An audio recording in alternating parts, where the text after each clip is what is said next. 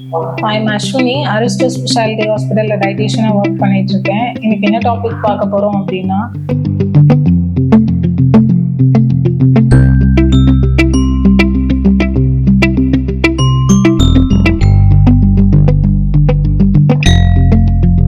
Calories எப்படி burn ஆகுது, அதுக்குரிய ரீப்ளேஸ்மெண்ட் பற்றி பார்க்கலாம். இப்போ ஒரு பர்சன் வந்துட்டு அமைதியாக நின்றுட்டு இருந்தாலோ, இல்லை அமைதியாக உட்காந்துருந்தாலோ, இல்லை வந்து ரன் பண்ணாலோ, இல்லை வாக் பண்ணாலோ, இல்லை ஒரு ஹெவி ஒர்க்கரோ, மாடரேட் ஒர்க்கரோ, செடென்ட்ரி ஒர்க்கரோ, இவங்க எல்லாத்துக்குமே கலோரிஸ் பேர்ன் அவுட் ஆகும். ஸோ இதை வந்து ரீப்ளேஸ் பண்ணணும் அப்படின்னா ஒரு energy is ability to do work. அந்த எனர்ஜியை வந்து நம்ம அதிகமாக எனர்ஜெட்டிக் ஃபுட் எடுத்துக்கணும்.